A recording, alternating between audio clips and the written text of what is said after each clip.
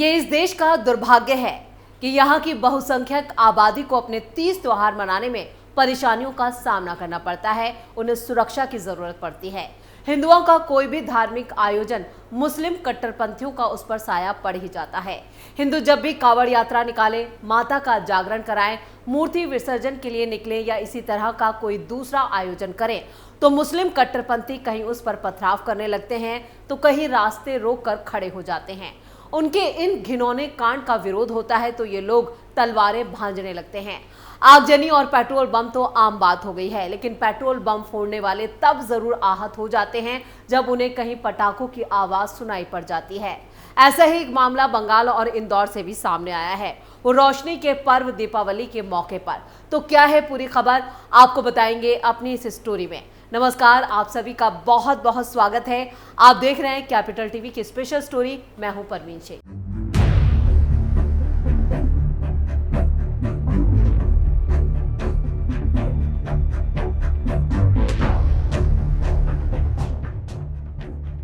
बंगाल में काली पूजा में बवाल, मूर्ति विसर्जन के दौरान हमला, बीजेपी ने ममता बनर्जी से मांगा इस्तीफा। वेस्ट बंगाल में एक बार फिर बवाल मचा है। हिंदुओं को फिर से निशाना बनाया गया।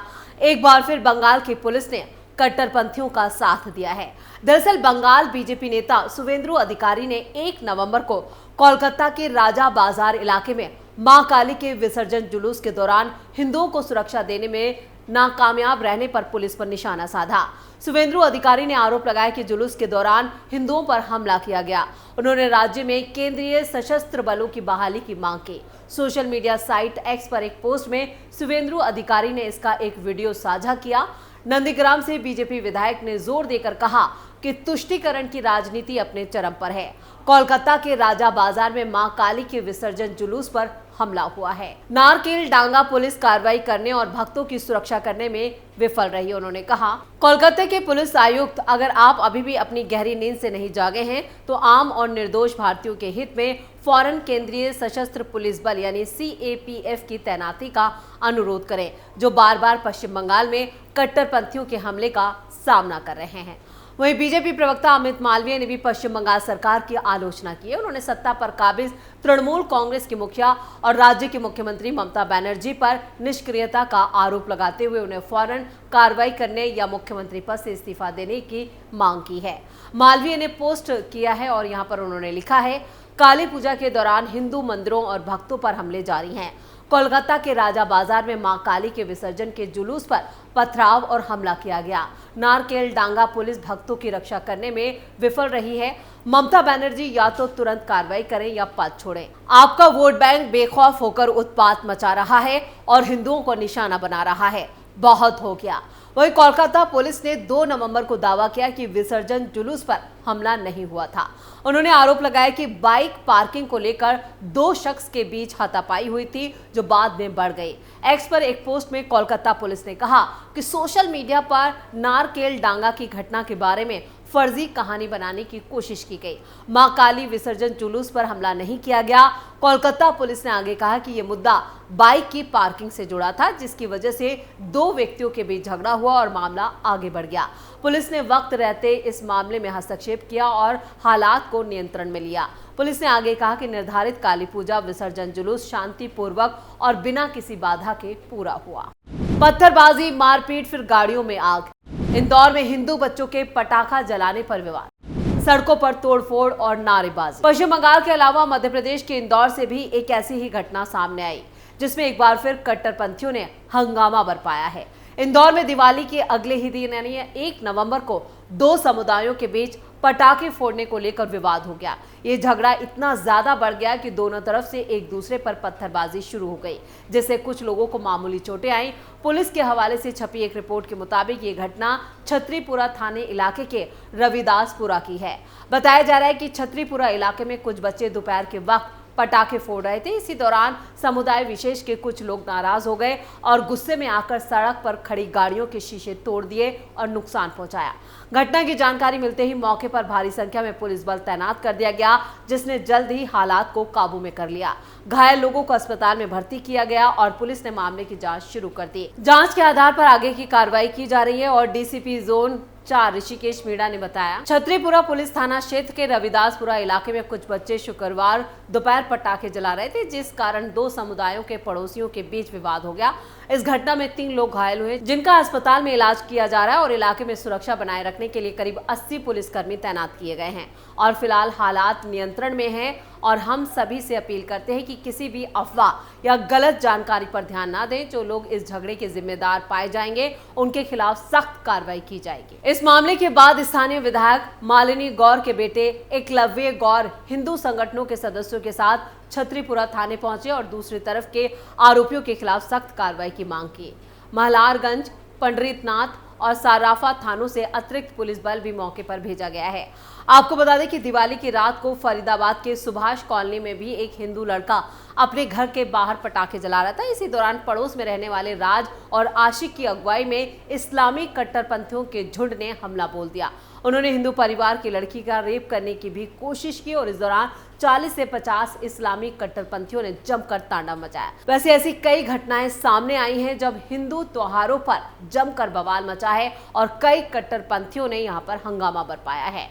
राम भजन सुन भड़के मुस्लिम पड़ोसी, कुल्हाड़ी सरिया लेकर बीजेपी नेता पर हमला, बबलू खान और उनके 3 बेटे घायल। अयोध्या के बीजेपी नेता बबलू खान पर भी जानलेवा हमला किया गया है। इनका कसूर सिर्फ इतना था कि ये भी राम भक्त है।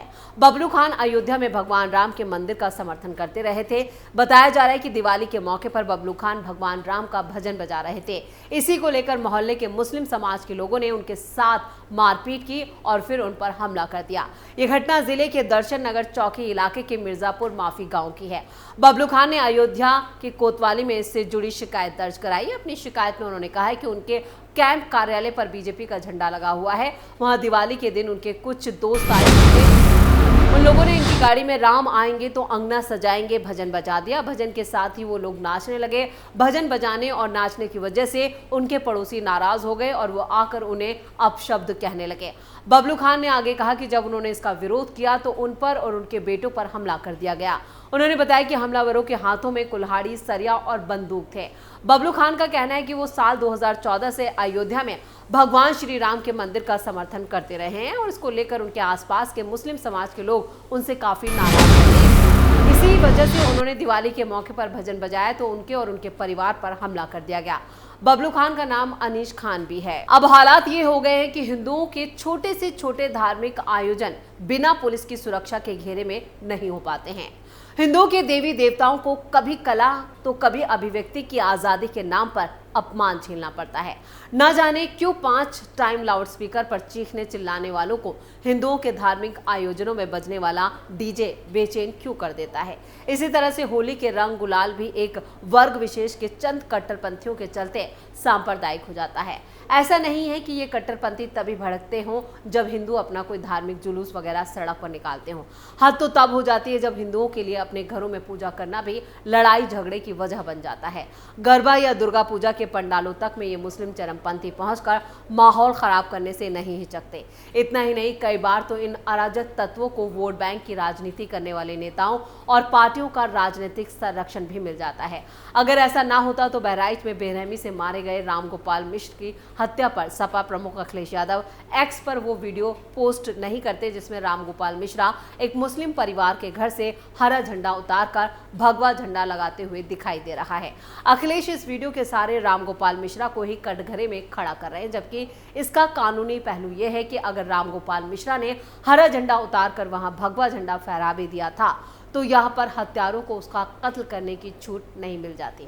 रामगोपाल मिश्रा को मारा ही नहीं गया, उसके साथ हत्यारों ने वैश्यपन दिखाते हुए रामगोपाल के साथ बेरहमी से उसके साथ कई ऐसी करतूत की जिसे बताना भी मुश्किल है। तो यहाँ पर जब जब सिर्फ सौहार्द की बात होती है या हिंदू त्योहारों की बात होती है तो सिर्फ एक खास समुदाय से ही क्यों यहाँ पर ये अपील की जाती है कि वो संयम बरतें, जबकि यहाँ पर कुछ कट्टरपंथी हर वक्त माहौल ख़राब करने पर तुले रहते हैं। और दिवाली के मौके पर भी देश के कई हिस्सों से इस तरह की घटनाएं सामने आई हैं जो सोचने पर मजबूर करती हैं। तो ऐसे में इन जाहिलों को ये समझना होगा कि त्योहार में रंग में भंग डालना, दोबारा से लेते हैं, क्लोजिंग यहाँ से लेना, तो इन जाहिलों को ये समझना होगा कि ये जिस तरह से इन त्योहारों का विरोध करते हैं या इन पर निशाना बनाकर हिंदुओं को निशाना बनाते हैं, उन पर बम फेंकते हैं, पत्थरबाजी करते हैं, इससे पूरा समाज बदनाम होता है और पुलिस इन पर सख्त एक्शन ले, ये बेहद जरूरी है। इसी के साथ स्पेशल स्टोरी में इतना ही। वीडियो कैसा लगा कमेंट करके अपनी राय जरूर दें। वीडियो को लाइक करें, शेयर करें और कैपिटल टीवी को सब्सक्राइब जरूर करें। नमस्कार।